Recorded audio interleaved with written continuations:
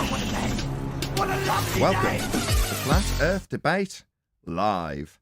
I'm your host, Nathan Oakley, and if you are new to this channel, or you've not done so already, how dare you, then be sure to subscribe, hit the bell notification icon, and join button if you'd like to become a Nathan Oakley 1980 channel member and keep up to date with the Flat Earth Debate. If you would like to support the channel, there is a super chat that runs alongside each of these shows while they are live, and there's also a PayPal, Patreon, crypto, and thanks button in the info box below the video. Most importantly, if you'd like to join the discussion, simply mute the page you are currently watching, then click the link in the info box below this video to join the panel and express your views on the nature of Earth. If you do join, please don't swear. If you do, you'll be ejected, and if you are, please don't try to rejoin the stream using sock accounts. You'll be warmly welcome back on the next stream. Please also share the show on social media. Sharing the show obviously increases the live audience, but this in turn increases the chances of a more diverse panel, so please share the show on Facebook and Twitter. Now, we are joined by, who's that trying to join? 10th Man Rising, right in the middle of my intro is normally Arwin, so let's get him in before I say his name. So we are joined by 10th Man Rising, the Adam Meakin, Arwin, Neil, Chocolate Sane, Eli, and a whole bunch of people in Discord, so welcome, one and all. Yeah, let's get it on. Now that's more like it, a full panel. Hey, let's go. Hello. Hello. Yo. Hello. Good morning. That was Afternoon, everyone. very well. Who was it that said I hello? guess everybody got paid. Everybody got paid for what? Was there a payday It's somewhere? a full panel here. I wasn't involved. Who told me? It's a full panel. Everybody must have got paid. Oh, see, it is first of the month. That's obviously why it's on your mind, right? Or it's not the first of the month, is it? Second of the month. Yeah, anyway, let's get down to business. Any evidence of the distance to the sun? 93 million miles away, according to the textbooks. You're going to need an R value for that, though. Somebody else said yes. No one's taking responsibility. Exactly. Right. Okay. We did come up with a more plausible version of 3R winning units, which instead of being based on a presupposed R value is based on the distance to a rainbow. Wow. Well, those are apparent distances. It's not exactly an actual distance. Well, the sun's apparent, so is a rainbow, so that seems a fair scale. I thought that's what an AU was. Same distance as distance to the rainbow. I mean, I thought that was you that came up with that. No, it is, but it's not really an actual distance. No, it's shocking. Anyway, quick shout out to Godzilla. Hold on. Quick shout out to Godzilla 37, who gifted 5 memberships, right? I thought, I wonder how quickly they'll go. Now, before anybody else had a chance to chat, all 5 were taken immediately. It's like people poised over their mouse ready to take up free memberships. Big shout out to you, all of you, for joining as members.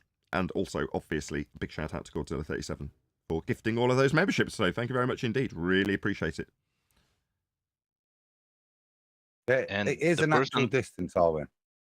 Because Someone else is trying to get a word. Actually 3 times the distance to the sun as it is to the rainbow. Well, Jadot was trying to get in. He's the one that said yes to the house. Rainbow either. So They're not going to yield to you, righteous.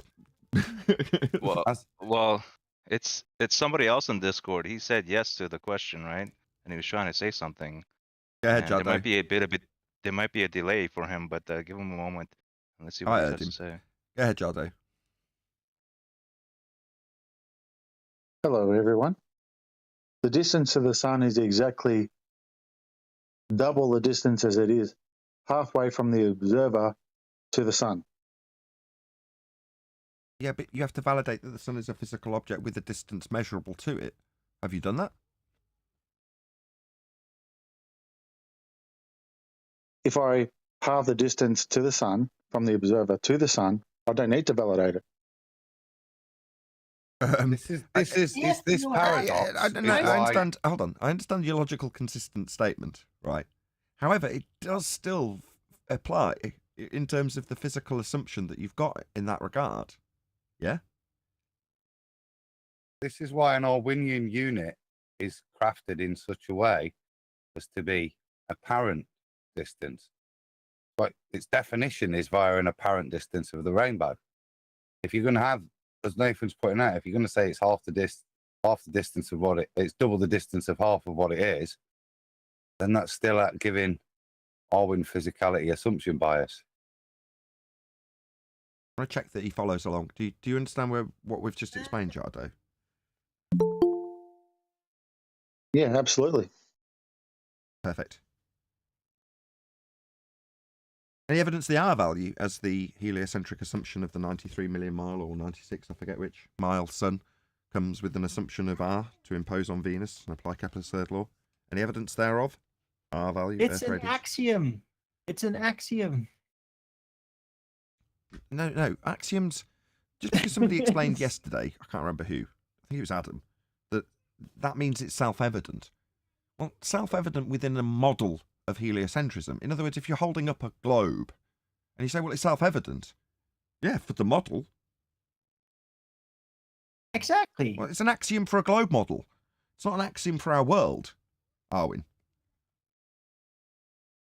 Maybe Exactly. no. I think I detect. Wait, we don't live on a globe model? I want Adam to define it again. I suspect you've slightly, not much, but just slightly misinterpreted what Adam made. Oh, I thought very clear. Maybe Adam, if you would, can you clarify again what an axiom is? I don't know if you're scrambling to do stuff or you've got stuff on. If not, I'll just move on. No, in maths or logic, an axiom is an unprovable rule or first principle accepted as true. Because it's self-evident or particularly useful. In the case of what we're talking there, then it could be an axiom within geometry, or it could be an axiom within the model that we recognize that it's not an axiom in reality. Perfect. So a good example would be within the ball Earth model, the distance to the horizon, as stated in the logical syllogism, can be no more than 1.22. That could be, you could derive for that from the axiom that the horizon is the leading edge of a sphere in the model. Right, but if you don't know the difference between a model and reality, then it works perfectly. Perfect. I love And this. Front Yes. model. No, let's acknowledge that. I like it when Arwin's good as opposed to just defiant. Yes, absolutely correct, Darwin. If you don't know the difference, then it cements itself as the world in your mind's eye at that moment, because you don't realise that describing an R-based assumption, most people do it without even thinking about it. Like the guys I debated. Oh, it's that starting point. Of course we're going to assume we're on a sphere. Yeah? Well, that's because it's their axiom. But they didn't realise the difference between an axiom for a sphere that you're holding up as a model versus the ground beneath your feet. The two are not the same. That's a reification. So Owen's absolutely spot on. I just want to acknowledge him. Go ahead, Adam. If R is an axiom, can be considered an axiom, doesn't R require you to live on a ball? So wouldn't that require the living on a ball part to be self-evident? Exactly. Yeah, The bit that's also an axiom. No. The ball bit's not self-evident, so you can't use that part of the definition of an axiom. It's self-evident for the model, because you're holding it. If you metaphorically or physically, you're holding a ball. So you say, well, it's an axiom. It's got an R value. Obviously, it's a ball. Yeah, but that's a model of the world. Now, to say, well, that means the world's got an R value is a reification fallacy. Ergo, the axiom you're claiming for the world is not self-evident. There is no self-evident R value. Okay, yeah, that's what I thought. Okay, we're going to finish off Fair Invicta. enough. It's only about 4 minutes left, 4 or 5 minutes. You're around 10th. Is he here yet? Yeah, I've just had internet troubles. You left off at 10:10. Oh, I thought it was 9:10. Okay, 10:10. So yeah, I'll do the full shebango in terms of introducing it correctly. Once I've got to the right mark, there we go. That'll do. So this video, and I'm going to do this as I have started previously, and we'll continue with every single reaction video to share this guy's video. Make sure you go and check it out. Maybe leave a positive comment. Let him know I sent you. Nathan Oakley sent me here. I subscribed. You're wonderful. Anyway, there's his link. So go and check him out if you're in the live stream chat right now. And do unto others and all that sort of stuff. So I'd hope that should somebody react to one of the videos we've done, they would extend me the same courtesy. Anyway, we're going to rattle our way through the last 4 minutes or so. There's probably only 3 minutes of actual material. We'll see how we get on. Ordered the value to be 5,000 stadia. Therefore, he concluded, the Earth's circumference must be about 250,000 stadia. This value was amazingly accurate, and, depending on the We won't cover the begging the question fallacy that was tailing into this next section, just because I want to get through this. No offense to you, Invicta. exact conversion of stades used resulted in an error of only 5 to 10% from the true value. Future mathematicians would replicate. I hate this mouse. I've ordered a new battery. Begrudgingly parted with £20. Anyway, sorry.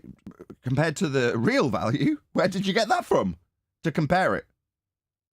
So he was within what margin of what error from what measurement to say he was what 5% is the standard deviation that we get sort of stated here. Yeah, it's within 5% of the exact value of a spherical Earth, which was demonstrated and measured by who and where. Oh, it isn't. It's just a baseless assertion fallacy. It was within 5% of a measurement that you haven't produced to verify it was within 5% of it, or whatever percentage you gave. Go ahead. But the guy produced it, right? So they're comparing what the accurate value that this guy got, but that's where they got the value. That's cute. Well, this is It's not as good as Alberuni. I think he got it within 3% of the actual value. Still yet to determine where the actual value could be got from. I mean, you're not going to get it from the horizon. this Nice. is Eratosthenes that he's talking about with the sticks and the shadows. So Correct. obviously, when the sun is directly over the well, it's got a 90-degree zenith position to it. The stick that's casting the shadow is in miles, assumably 500 miles away. That's the 5,000 stadia converge to that according to the people who write about this. So if the sun is overhead in one place and you're 500 miles away in another place, and you put a stick vertical to the horizontal ground, you're going to have an angle to the sun, much like what the sextant does. And the angle is casting the shadow. But they have to assume first that they live on a globe, and then they use the shadow, which they got from the flat earth angle measurement to the sun, and said, this is the difference. And so that's how they came up with this whole nonsense. Sure. This Doesn't is make any evolved sense. from one of the very first arguments I ever saw debunked by Math Powerland, where he just took a couple of studio lights and a couple of sticks, put them in the ground, and showed exactly what was just described by 10th Man, debunking the entire notion by suggesting you can do the same thing on a flat plane. Now, when we move further into the argument, we discover that, shock and awe, they assumed an R value when they made the assertion, as is clearly demonstrated when they decide that they're going to be measuring it based on its angle to the centre of a sphere Earth they've presupposed. So shock and awe, they presupposed a spherical Earth. Move on to 2021/2022, and we're disseminating the starting points of us realising that they're never going to get the angle measurement in the first instance unless they're measuring it off a flat plane. Further to that, Alberuni, as he got mentioned, had to measure the height of the mountain with angles off a flat plane. So every single starting point for all of these angle measurements always requires a flat plane, without exception. So the further we go down the rabbit hole, the more we discover that the necessity for a flat Earth is paramount. With all the assertions that we have put to us, they all required a flat Earth, because they all were derived from these angles. Well, angles don't come from a curved Earth surface. They come from a flat baseline. You can only achieve that if the ground you're actually navigating is flat. That's how it works. That's how it's navigated. That's how all the maps and models have been made, including the globe.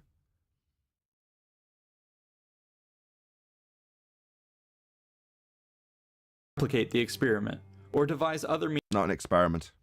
means of calculating the value themselves. Posidonius of the 1st century BC, for instance, would take measurements by referencing the position of the star Chaopus rather than the sun. Thus, the ancient world was soon becoming filled with a growing. Yeah, I already had covered what he had on his diagram in terms of their presuppositional moving to the centre of a sphere Earth, calculation of the angles. So we covered all of that yesterday. So that diagram, there you go, it's been addressed. number of empirically determined data points. Someone off mute. Did someone want to say something? Yeah, it's me. I just wanted to.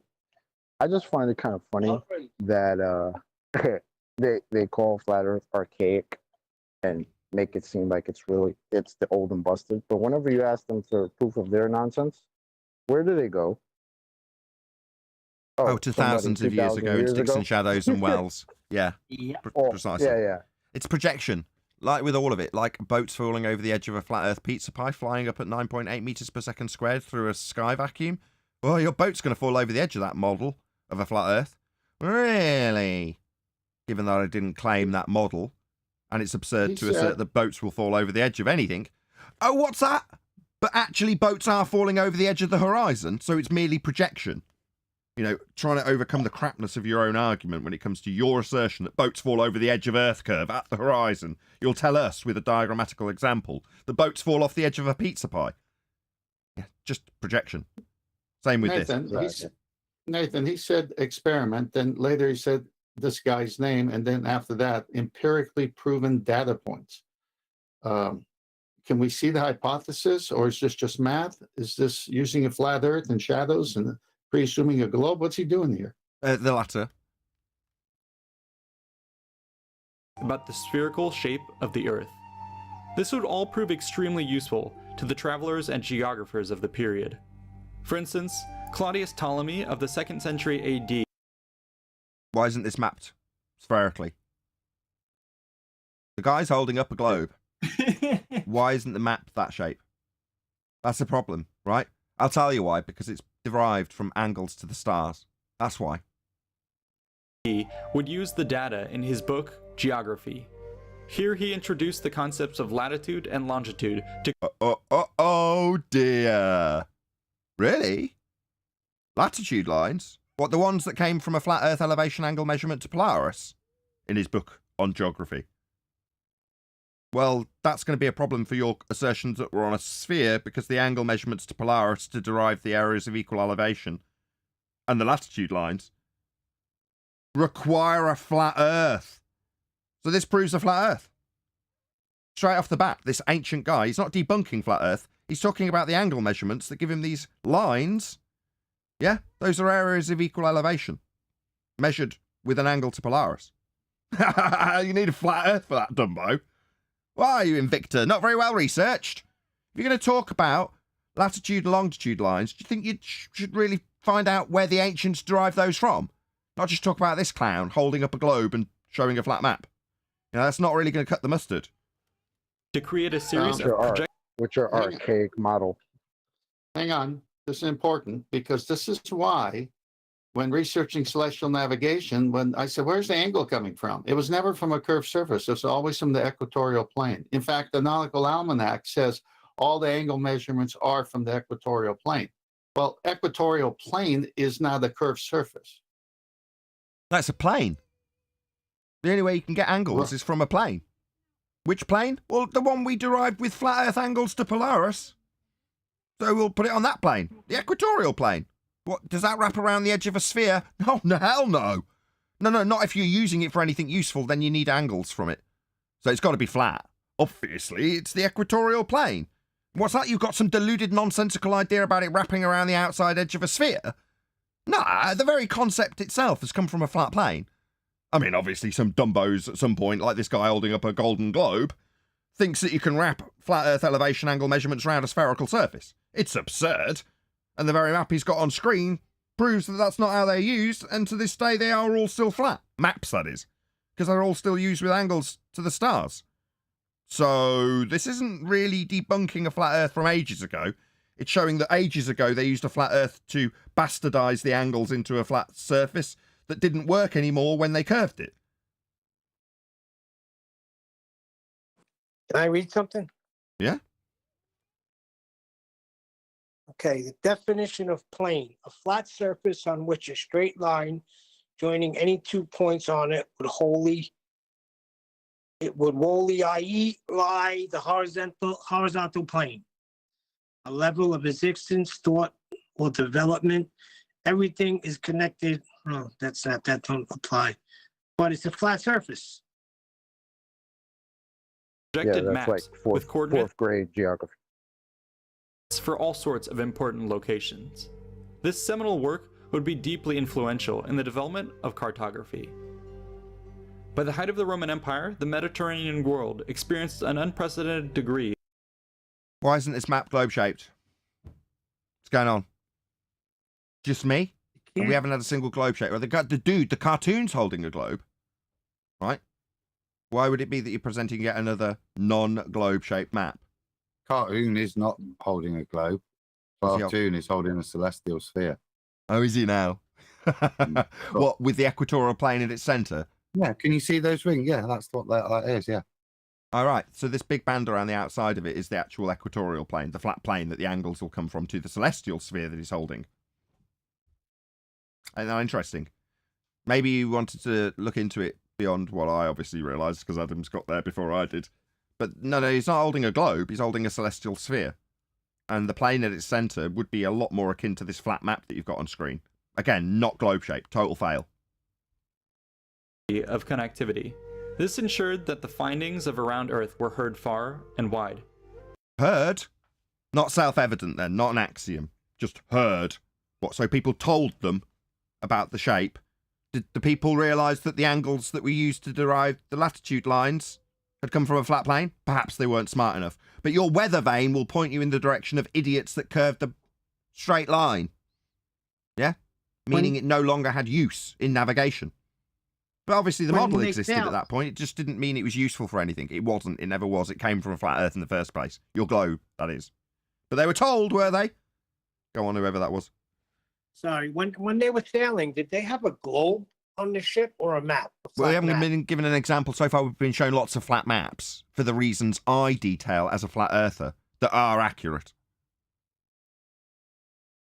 Even if the scientific reasons were not shared with... Sorry, scientific reasons. They were just told about a bastardization of flat Earth elevation angle measurements to the stars and the latitude lines that were placed onto, not globe maps that you showed us, just maps that were flat. Yeah? That's what we got. But you're now going to tell us that this is science? What an outrage. You don't know what science is, Invicta. Yeah, I would implore you to not use that word again. You don't know what it means. Don't say science when you don't know the meaning of the word. This is not science. This is not the establishment of cause and effect reasoning based on a hypothesis after observing a phenomena. Nothing's happened. Other than people being told that flat Earth elevation angle measurements and latitude lines actually aren't angles at all. They bend around a sphere, while a dude in your cartoon holds a celestial sphere. Not a globe. Yeah? The thing that's useful for the angles that you described, and you gave us an aspect of the mapping. Yeah? Latitude and longitude. You should have looked it up before you barked about it, you stupid idiot, Invicta. Yeah, Nathan, in the, I've got it up. I put an image. Okay. So this latitude and longitude, this all comes from the center of their Earth. That's where they project it from. And that's the equatorial plane. And then they project that onto the celestial sphere and say, we have a sky map. And that's how they put it up into the planetariums and so forth. More to come on that. But here's the point here. See that pink circled disc? That's where the angles come from, not from the curved surface that's in the green and goldish color that shows the latitude, longitude. With everyone, the concept itself seeped into the population's general consciousness. For instance, the concept of a globe seeped into the consciousness, never a true word spoken. Not the measurements, not the self-evident truth, not the obviously observably, navigatably globe-shaped surface that they were all dealing with. On the contrary. No, they were all measuring and dealing with and navigating on a flat surface. That's what the world is. In spite of this permeating through the populace. Since the Roman Empire was quick to adopt the globe as a symbol of divine imperial power. So that's what it is. A symbol of imperialist power. Not the surface you're standing on. You know, this is the only truth he's actually spat throughout the whole video. Quick shout out to Godzilla37. This interruption brought to you by chocolate. Everyone loves chocolate. Shout out to chocolate. Carry on the show and crew. Nathan, wasn't the Shout out to emblem? Godzilla. Sorry. That's all right. Wasn't the emblem an eagle? When I don't know. Symbolism isn't my I've thing. never. Was there something else? 10th? No. I just always thought that the Roman emblem for power was a staff with an eagle on it. Never saw a globe.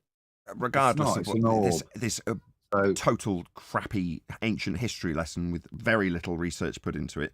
Currently, the heliocentric model is the one world religion. Not that we see a model. Go ahead, Adam. it's not a globe per se, is it? It's an orb, which is to signify a sovereign strength. I think predates globe theology anyway. So again, I would suggest the origin being a celestial sphere to show power over the realm. But it's not claimed as a globe. It's an orb and scepter. If you think about what the Queen, what Charlie will have in a bit, he'll have an orb and scepter, which is to signify power. It's not a globe to make a claim as to what the Earth is, which is what they're trying to paint it as.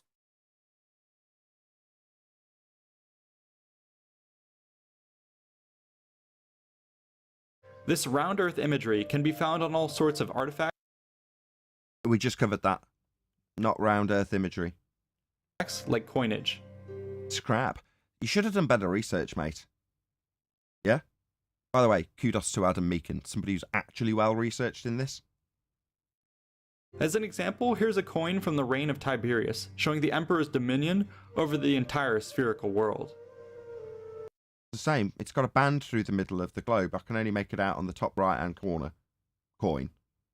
But that is most assuredly this. That is the celestial sphere. That's why it's got a band around it, in the same exact orientation as the one I've got on screen now. So no. And as Adam's just pointed out, this predates the notion. Anyway, so why would you assume that prior to the notion being actually developed and put into the institutions via the Roman Catholic Church, that somehow this depiction of the celestial sphere, which is where all the angles that you described yourself, you just hadn't researched what they meant when you mentioned them for the mapping, that's where they came from. So which is more likely, that this is depicting the elevation angle measurements to the stars that's being used back then on a plane, or is it a reference to the globe that nobody's actually talked about yet? I'm pretty sure it's the former. Shout out to Skeptic 936. This interruption brought to you by Arwin. I like the super chats today. They're very, very amusing. Yes, shout out to Skeptic 936. Says, this interruption brought to you by Arwin. Everyone loves Arwin. Carry on. Very good. The top right coin, Nathan. Yes. You can see the equatorial plane marked on the sphere. What's interesting, there's nothing. There's not even a little bit of an indication of maybe Italy to imply that that's a planet. It's not. It's clearly marked as a celestial sphere. There's no land masses on there, is there? Look, it's just the celestial sphere. And again, some kind of scepter with it. You look at the other coins, just like say the Queen's coronation. It's an orb and scepter. He's right in saying it's to signify power, but it's domain is what it signifies. Well, celestial sphere shows exactly the domain you control. Yeah, I mean, this guy should be should just be better researched, right? He should just know his stuff. He's putting it out there. He's got 1.3 million subs. Well, people are gobbling this stuff down like it's factually accurate in any way, shape, or form. No, he's just affirming his globe bias and looking to the past and seeing something spherical and going, oh, globe Earth, obviously. Oh, no, did you research it? Or did you just look at these coins in pictures and go, oh, look, there's what I was looking for? Shout out to Blue Ridge Ranger. I'll double down on chocolate, presumably in reference to the interruptions. Thank you very much, Blue Ridge Ranger, for the super chat. Also, shout out again to Godzilla 37. This interruption brought to you by 10th Man. Everyone loves 10th Man. And the other 9 aren't here. Okay, thank you very much. Really appreciate all the super chats. Thank you so much. Shout out to all you guys. The spherical shape of the Earth would continue to dominate scholarship in late antiquity as a simple, matter-of-fact observation, and Really? When did you offer that? There were no matter-of-fact observations, and everything that you showed confirmed a flat Earth. Everything you detailed in terms of the mapping required a flat Earth to get the angles. So no. What you said earlier, yeah, that was definitely much more accurate. In terms of it just, I can't remember how I phrased it, but permeating the mind's eye of the people, the masses. Yeah, that was what was going on. It wasn't suddenly self-evident because they've told you Earth's a sphere and the idea's catching on. That doesn't suddenly make it self-evident. The indoctrination might be self-evident. Shout out to Uncle Ben. Gives me a super sticker of a Tweety bird playing a trumpet. Thank you very much indeed. Really appreciate it. Also, Rene, thank you very much indeed for the super chat. He says, Actonuts, fake space underwater. Yeah, that's true. Can't have gas pressure without a container. They're going to fake floating around. They're going to only be doing it in stuff that you can float around in, which is water. And what do you know? They've got the deep submersion tanks where they've got a full-scale ISS on it. Well, I mean, that doesn't mean that that's where space is. It does. It's only training, Nathan. Yeah, that's space. That's what you see. If you're seeing live footage, that's what it is. That's just how it is. Don't have to like it. Thank you very much for the super chats. Really appreciate the support. I mean, obviously, you do your training in a different medium than usually, right? I mean, that's how you learn. You learn how to swim on a racetrack, right? That's how you do that. That's strictly true. I did learn how to parachute underwater because obviously. Exactly. Exactly. Well, this explains bubbles in swimming pools, not bubbles in space. Indeed. and debate moved on to more advanced topics like the arrangement. Right, debate? You just said it was self-evident. There'd be no debate. It's like self-contradicting in the same breath. The self-evident truth was settled in debate. No, that's not how it works. Right, if you hear this show regularly enough, you'll have every so often someone come up on the panel and go, why do we even call this a debate? Right, it's self-evidently flat. That's how it's dealt with. Why are we calling it a debate? Yeah, it's just the show title, really. I mean, it isn't up for debate. It is actually self-evident. It's obviously, observably, navigatably, measurably flat. Earth is flat. So, no, it's not really a debate anymore. You know, do you see anyone here debating with us? No, that's because they know they lose. The people who are regulars, the anti-flat earthers, the ones that really have a cognitive pain that they need to relieve by telling us we're wrong. Yeah, they came here to relieve that pain and then very quickly felt that they were in more pain because they didn't win when the self-evident truth was pointed out to them. So it wasn't a debate, it was a massacre because we're the ones with self-evident truth.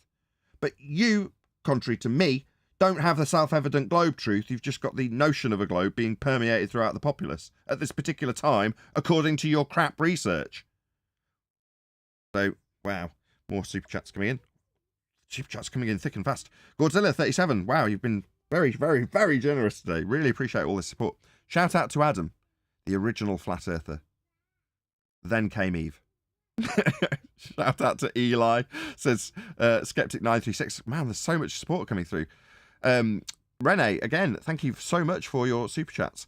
Fight the CGI globe. Thank you, Nathan, for exposing the pseudoscience globe diarrhea. Yeah, I don't do that very much. We just say space is fake because it's a second law of thermodynamics violation. But I appreciate people like yourself who point out that, you know, we do have submersion tanks with the ISS on. There are explanations for people's belief in the second law of thermodynamics violation, sky vacuum. But I do appreciate the support. Obviously, it's getting read. People are hearing it, which is important. My shout out. Where's your shout out? That interruption was brought to you by me out, Neil. you didn't It didn't say need it. paying for. It came anyway. No, Skep paid for it. He said shout out to Neil and you ignored it. Oh, did I? Where's that? Yeah. Oh, my bad. I didn't see it, Neil. Okay, I can't see it. But shout out to Neil. Also, shout out to Melissa Petic. Hope I've said your name right. He says, woot! With a wavy disco man. That's what I'm going to call it. And the super chats keep coming. I'm sorry, guys. I'm going to keep reading them out as long as they keep coming out. Shout out to Godzilla. Hold on one sec. Shout out to Godzilla936. says Skeptic 936. Thank you very much indeed. Did I say Godzilla 936? Maybe I did. Thank you for the super chats. Neil's one, because they'll moan if we don't read it. There you go. This interruption brought to you by Neil. Everyone loves Neil. Carry on. And that is affirmed by Hillside, who says, shout out to Neil, lol. Thank you for the super chats.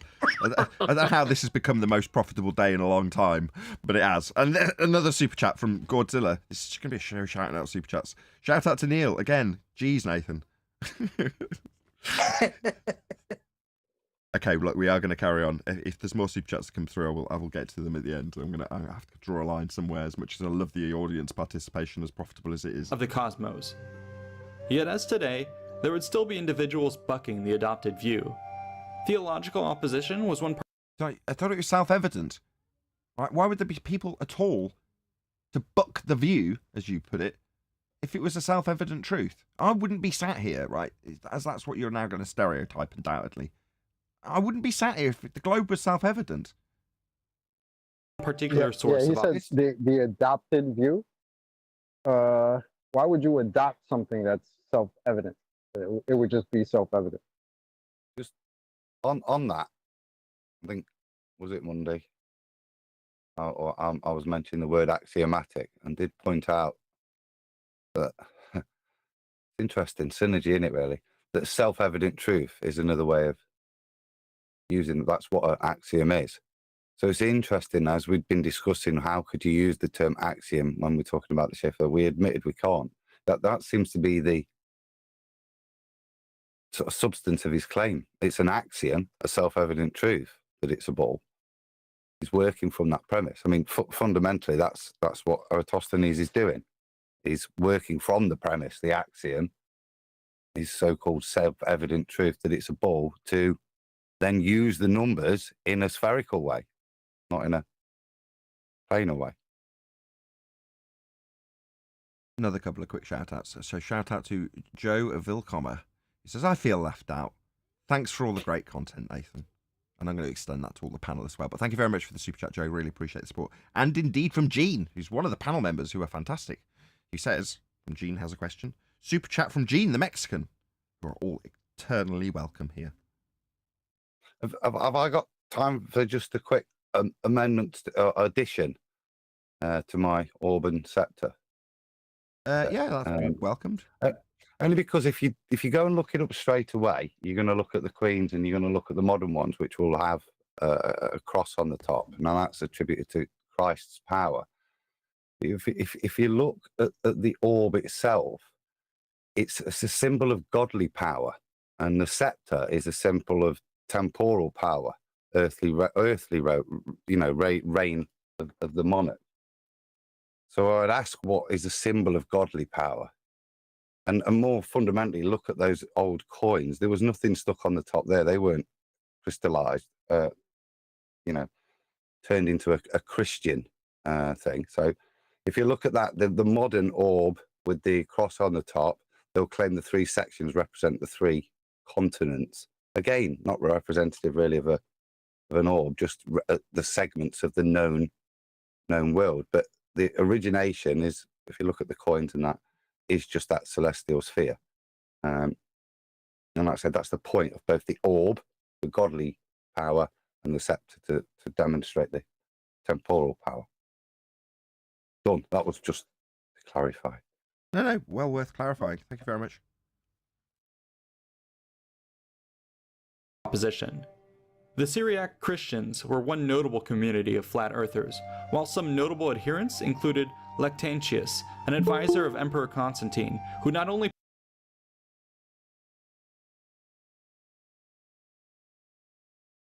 Hey, John. Hello. All right, we can hear you. Good. promoted the flat earth concept, but also even went so far as to mock those who opposed him. By and large, however, most learned Christian... So why is that highlighted, right? He even mocked people who opposed him. Now, typically, we have to defend the ingrained, indoctrinated religious faith in heliocentrism when people challenge us, or when they used to challenge us before they all had their asses handed to them.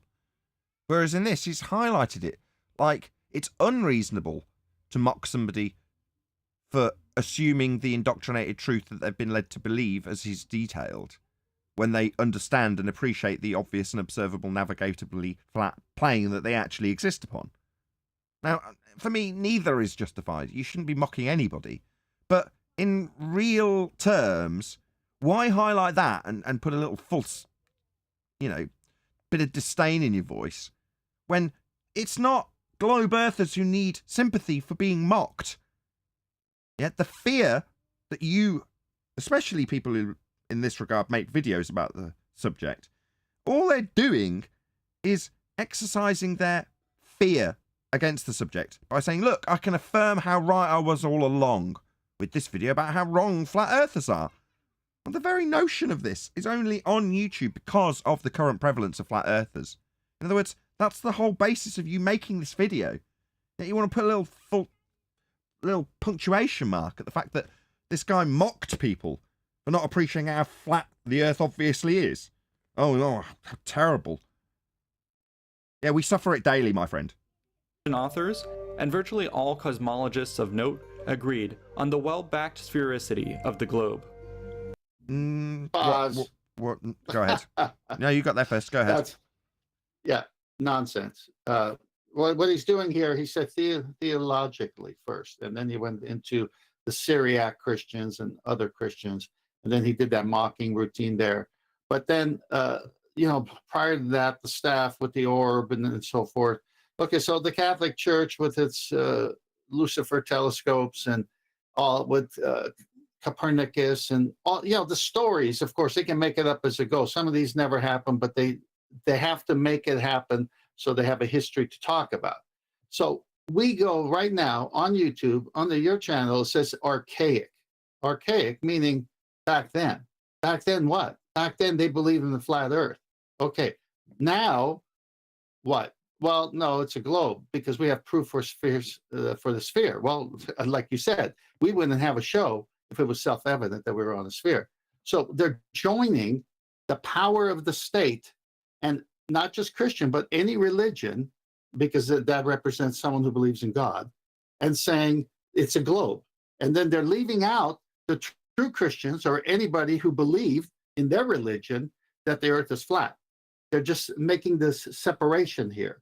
Okay, but true Christians fought this, and the Catholic Church has a lot of history to account for. Like, people who said this, they burned, and then if you say this, they destroyed the Bible because they didn't want you to read it. So this is very important for people to understand what's happening here. This is the state church, the church that's not God's church, married to the state. And of course, they're going to hoist the false globe. And this is what he's not telling you. With the fall of the Western Roman Empire, however, parts of Europe... Why isn't this map globe-shaped? did experience a resurgence of flat Earth belief during the Middle Ages. This was in part due to the large-scale migration of Germanic and Norse tribes, whose culture is still held to the antiquated views of a flat Earth. Yeah, like 10th Man just highlighted. So these are antiquated views. Why haven't you got a globe map? What's this? Looks flat. It is flat. So why? When you're telling us how archaic it was. Yeah? Antiquated. Antiquated. What was the name of the guy that he went to again? What was that guy's name? Eratosthenes. Eratosthenes. Oh, how long ago was that? A long time ago. Oh, okay. We don't even know if he existed. But it's part of the narrative that he's appealing to, regardless of the guy's true existence or not. With the swinging of the civilizational pendulum away from scientific scholarship and towards dogmatic religion. Yeah, globe earth dogmatic religion. In terms of scientific validity, you're outside the purview of scientific investigation you're appealing to. You don't know what science is. Go ahead, whoever that was. That was me. Thank you for catching that, Nathan. That was real quick, faster than I could. Dogmatic religion. Born in the crib with a globe, go to kindergarten, the globe, everything a globe. Who's talking about religion? However, I don't want to overemphasize this point, as they... Why isn't this map globe-shaped? Yet another flat representation. Not looking good. Would it be because the concepts and notions that these maps have been projected out spherically and then back onto flat maps originated with flat Earth elevation angle measurements to the stars? You know, like in the ones that were being held by all of those men in the coins that you had. Yeah, that would be a celestial sphere, the one that's capable of giving you your latitude lines and your longitude lines that you talked about. Yeah, where do you think they came from? Yeah, certainly not from this globe-shaped map that you've got on screen. Oh no, it's another flat map. Maybe you should have investigated why that was. The idea of a bleak dark age has been pretty thoroughly debunked by modern historians. After all, there would be much continuity in the Eastern Mediterranean, and even great leaps in understanding of the world during the Islamic Golden Age, which we'll be covering in another video. For now, this is where we will end things. With absolutely zero validity being offered to a sphere, one of the circles that he's got in his summary slide showing an angle off a curved surface. My friend, you see how you've drawn this out and put this little depiction that suggests this is an angle measurement? This is not an angle. Yet you don't seem to understand what an angle is. An angle is two straight lines meeting at a vertex. Yeah? This isn't that. This is a straight line meeting a curved surface. That doesn't give you an angle. Yeah, so your summary proves all of the maps and models that were talked about and shown, not a single globe one, I might add, needed a flat Earth to derive them in the first instance. That's this slide showing how your globe fails, by this not being an angle. Were you stupid when you put this up on screen and edited this into the video? Because this isn't an angle. I mean, how thick are you? You don't know what an angle is. This isn't it.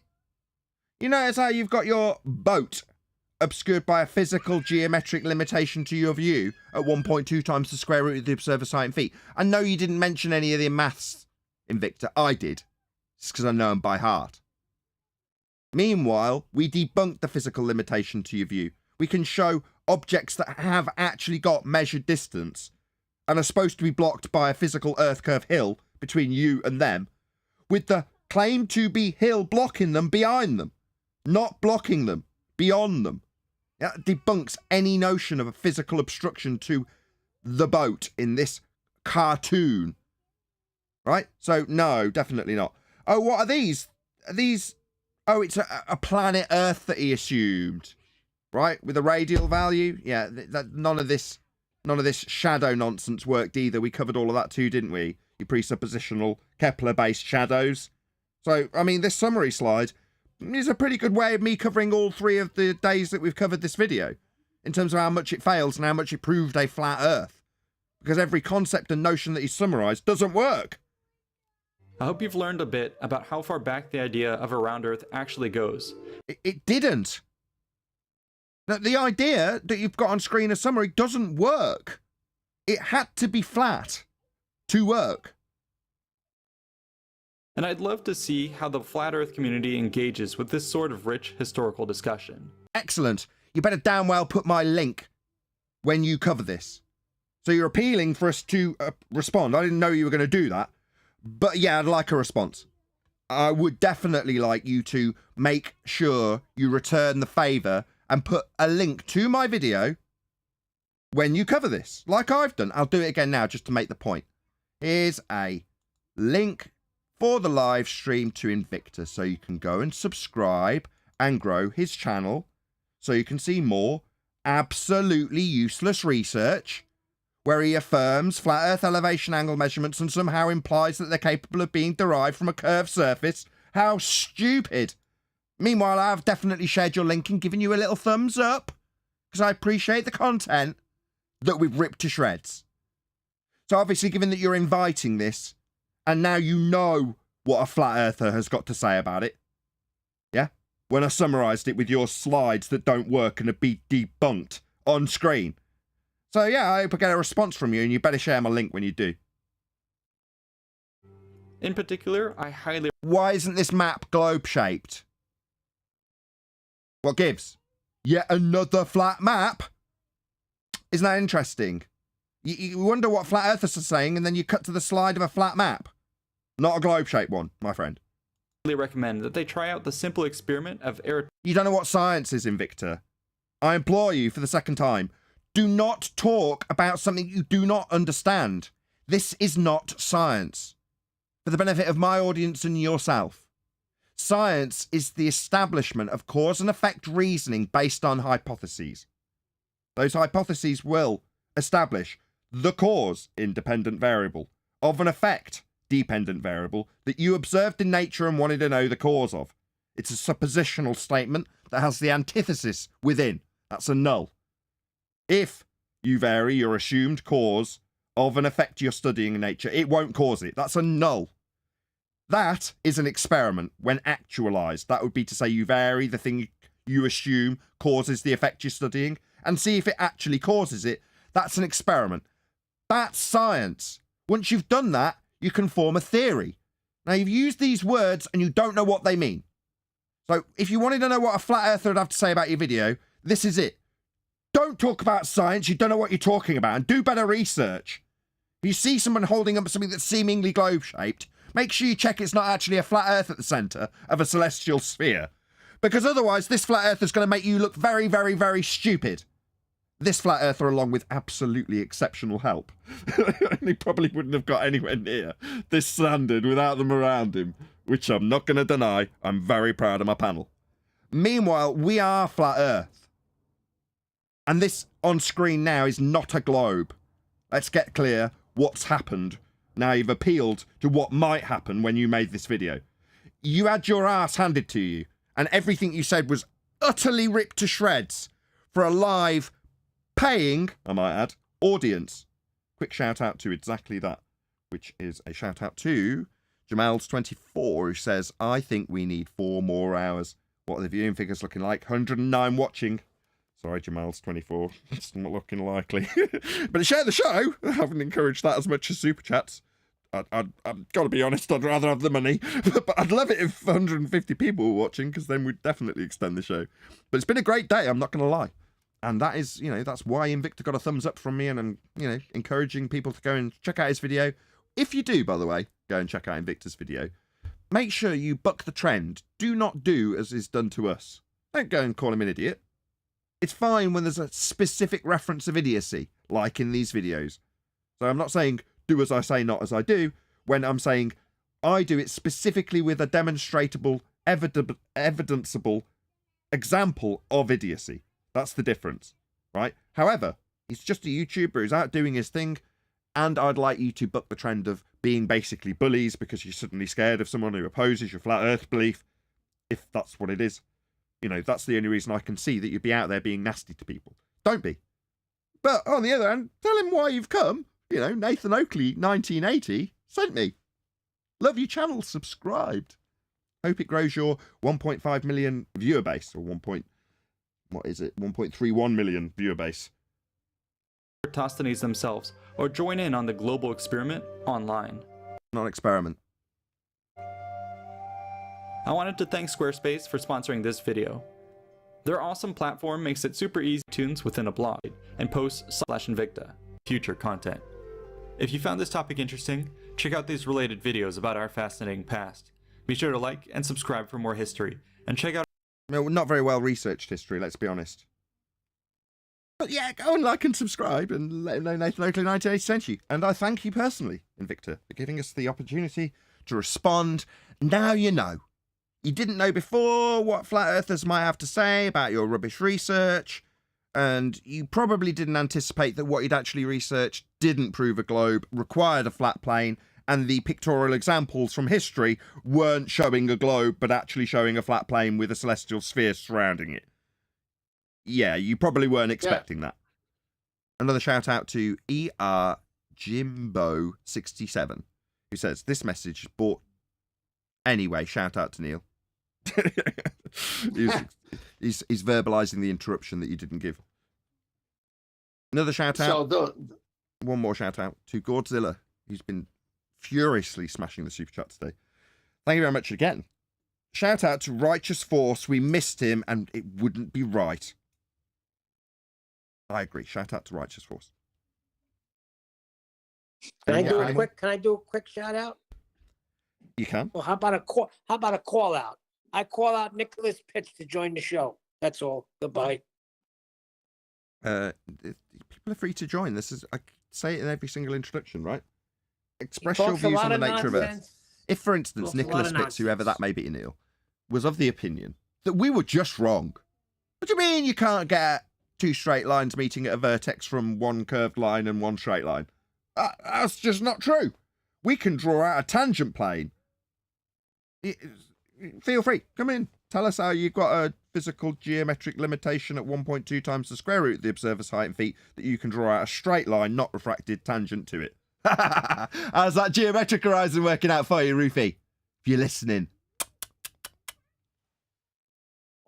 Yeah, Also, I've got, just to just say when you go to the guy's channel, hey, Nathan Oakley has responded to your, call to address the video. You guys can do that. That'd be cool. Yes, that's a much more concise way of putting it. If you could let him know that we've responded to his video by saying, Nathan Oakley 1980 sent me, he responded to your video. Love your channel, subscribed. yeah, Shout out to you. the, Shout out to Flatzoid. I think he's still a panel member, says Skeptic936. Go ahead, whoever that was. Thank you for the super chat. that was me. I posted 3 more slides after that other slide. So if you want to go to those, it's interesting that that imagery that he showed on that last slide that you commented on, he had a protractor on top of a globe. And if you're looking at some of these slides, that's exactly what they do, because it's not the top of the globe, it's the equator or equatorial plane or the center of the Earth or the irregular plane we live on. You see, they just superimpose it. I don't know which picture you're showing. Yes, but in both his diagrams, fortunately, he did actually reference material that knew how it's alluding to a tangent plane at the center of a sphere Earth that's then surrounding the tangent point. Well, it isn't, is it? The tangent point's coming from the surface if you're on a globe, but yeah, as in this the first slide that you sent after the last one, you can see where the angle resides. Well, actually, you can't because there's a globe in the way. Yeah? It's at the center of that sphere, right? That's where the angle actually resides, at the center of the tangent plane that is the equatorial plane that you're measuring the angle from, and it isn't on the surface. Well, let me explain what they're doing here. When they say we don't need the horizon with the Mariner sextant, we don't even have to do dip correction. We can just pull out a bubble sextant. Well, they're having a artificial horizon set by the bubble. Now, if you know how level works, you'll understand that at the eye line is the vertex, and he's got to have a perpendicular. He's got to have a 90 degrees, a right angle. He's got to have that. So he does it with the bubble section, not using the Earth's horizon. But at sea, because the ship is tossing, you can't use a bubble sextant, okay? So you use the horizon because it's the only thing stable at sea, and horizon is part of horizontal if you look it up, okay? And you use that and you do the rocking motion of the sextant to establish, and you get this straight. You already have a horizontal at sea. You're rocking the sextant with the sun barely kissing the horizon to establish not horizontal, but vertical. Vertical. You got to get that vertical of the sun. But they're already assuming the horizon is the flat baseline that will allow you to do that as you do the rocking motion and get it to the center point. Because if you're off to the left or right, your angle will be too large. All right. So you do dip correction, you get your eyeball on the water, and that becomes the same as the first example, which is the artificial horizon set by the level. And then we go to where the measurements are actually coming from in their world, and that is from the equatorial plane, which is obviously a plane. And then they say all these three coincide as one. Now, how many times do you have to see this, hear this, research this to figure it out? There is only one plane. And you cannot get a 90 degree from a curved surface to subtract to get the zenith distance. The sun has to be directly over a spot on Earth, and that's its zenith. And zeniths are straight lines, verticals. And then the observer with the sextant's got to be somewhere on the Earth with the same vertical establishing his zenith. If all that is going to the center of the Earth and you got a curve in the way, you don't have a baseline and you have diverging zeniths, and celestial navigation cannot work. It's that simple.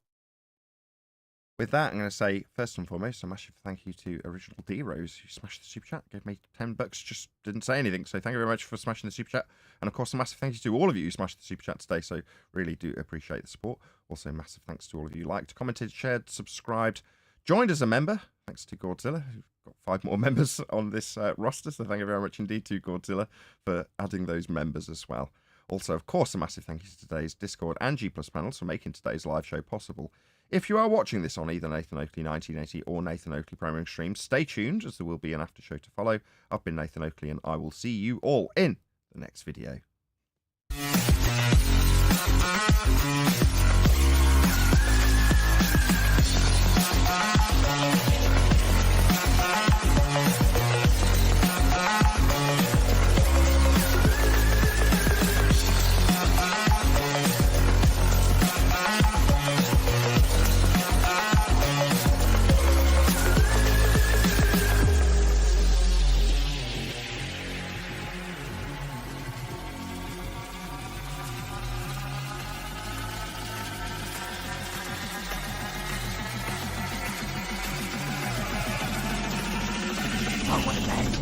What a lovely day!